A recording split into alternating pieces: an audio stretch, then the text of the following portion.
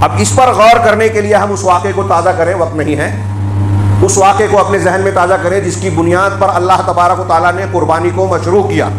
سیدنا ابراہیم علیہ السلام، سیدنا اسماعیل علیہ السلام، باپ اور بیٹے کا واقعہ جس کا تذکرہ قرآن میں ہے۔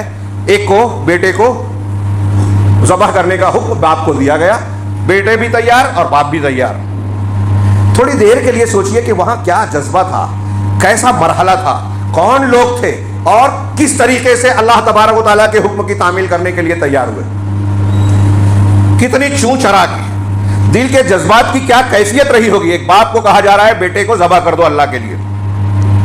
تھوڑی دیر کے لیے سوچئے، اپنے وہ بیٹے کو کاٹنا ذبح کرنا ہمارے لیے نہیں صحیح، لیکن اس کی جگہ آپ تصور کیجئے کہ آپ کی کوئی محبوب سے محبوب چیز ہو۔ فرض کیجئے کہ آپ نے ایک بلڈنگ بنائی ہے پوری زندگی میں محنت مشقت کر کے، اب کہا جا رہا ہے کہ اس کو اللہ کے راستے میں خرچ کر دو۔ آپ کہیں گے کہ زندگی کی پوری کمائی حضرت ابراہیم علیہ السلام کو بڑھاپے میں اولاد ملی تھی، اس سے پہلے اولاد نہیں تھی، حضرت اسماعیل ملے اور پھر ان کے گلے پہ چھری پھیر دینے کے بعد حضرت اسحاق اور پھر ان کے آگے حضرت یعقوب کے ملنے کی بشارت ملی۔ تھوڑی دیر کے لیے سوچئے، ابراہیم علیہ السلام کے آخری وقت میں دنیاوی اعتبار سے دنیا کی سب سے بڑی پونجی آپ کا بیٹا تھا، کہا قربان کر دو۔ کتنا چوں چرا کیا، کتنے سوالات اٹھائے، بڑھاپے کی لاٹھی کا سہارا ہے، بچہ ہے اس کو کیا ماروں، اور ایسا کوئی سوال حضرت ابراہیم علیہ السلام نے کیا نہیں کیا۔ اللہ کا حکم ہے، مان لینا ہے، اور مان بھی گئے، لٹا بھی دیا، چھری پھیرنے لگے۔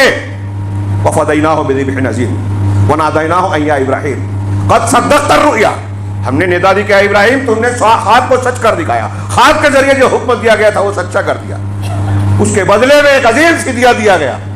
سوچئے تھوڑی دیر کے لیے، ہم اپنی انتہائی کمتر چیزوں کو اللہ کے راستے میں لگانے کے لیے تیار ہیں کیا؟ کتنے مقامات ہیں ہمارے گرد پیش میں، غربا، مساکین، یتیم، جہاں اللہ کا حکم کہہ رہا ہے کہ ان کی مدد کرو، تیار ہیں ہم تو حرص و لالچ کے ایسے دیوانے ہیں کہ سگے بھائی بہن کے حصے اور حقوق پر ہماری نگاہ بد ہے، ان کا حق مارنا چاہتے ہیں۔ ہم قربانی کر کے ڈھونگ کر رہے ہیں، اللہ کے لیے نہیں کر رہے ہیں، دکھاوے کے لیے کر رہے ہیں۔ قربانی کا اصل روح اور مقصد اگر ہمارے دل و دماغ میں سرایت کر جائے تو ہماری زندگی گھریلو جھگڑوں کے بہت سارے مسائل حل ہو جائے، یہ ہے ہی نہیں۔ اللہ تبارک و تعالیٰ یہاں کیا کہہ رہا ہے کہ اللہ تبارک و تعالیٰ نے ہر امت کے لیے قربانی کا ایک طریقہ مقرر کیا۔ کیوں کیا؟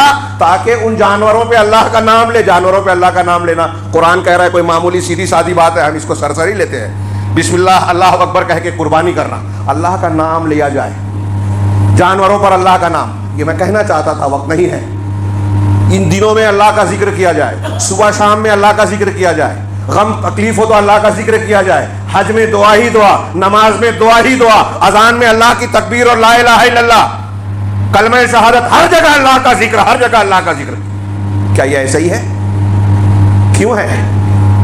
دین فطرت ہے نا اسلام، اللہ کی ذات حکیم ہے نا، کوئی حکم بلا وجہ نہیں دیتا نا۔ کتنے مقاصد ہیں، اللہ تبارک و تعالیٰ کا ذکر صبح شام 5 مرتبہ اذان کے کلمات بلند کر کے ہمارے کانوں میں گونجتے ہیں۔ اللہ سب سے بڑا ہے، اس کے سوا کوئی معبود برحق نہیں، میں گواہی دیتا ہوں وہی معبود برحق ہے، گواہی دیتا ہوں محمد اللہ کے رسول ہے۔ کیوں بار بار دہرایا گیا؟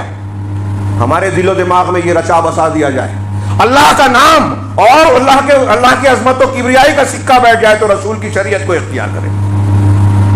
ان دنوں میں اللہ تبارک و تعالیٰ کا خوب ذکر کیا جائے، جا کے ہم اپنی زندگی کے مقصد کو روز تازہ کریں، یہ جانے کہ اللہ نے ہم کو اپنی عبادت کے لیے پیدا کیا ہے۔ ہمارا کام یہ ہے کہ اپنے آپ کو، اپنی زندگی اور موت کو اللہ کے نام کر دیں۔ ہم سب عبادت اب رسم کے طور پر کرتے ہیں، ذکر رسم کے طور پر ہے۔ ہمارے یہاں صرف دنیاوی فائدے، تجارت کی طرح نفع جیسے بتایا جاتا ہے نا، تو لوگ یہاں بھی جو ہے دھندا کر رہے ہیں، یہ کریں گے تو اللہ یہ دے گا، اور آخرت و آخرت کس نے دیکھی؟ دنیا دیکھتے ہیں۔ جو قرآن و حدیث سے ثابت فضیلتیں ہیں وہ لوگوں کے لیے کافی نہیں ہیں، بتانا پڑتا ہے فجر کی نماز پڑھیں گے تو اس میں برکت ہوگی، ظہر پڑھیں گے تو فلاں بیماری سے، اثر پڑھیں گے تو فلاں سے، کہاں ہے؟ لوگوں نے بنا لیا۔ کیوں؟ قرآن حدیث میں جو فضیلتیں ہیں وہ کم ہیں، ہاں کم ہیں، ان کو کم لگتی ہے۔ جنت کی قیمت نہیں ہے، آخرت کا حقیقی یقین نہیں ہے، ایمان اور توحید کی حقیقی روح دل و دماغ میں نہیں ہے۔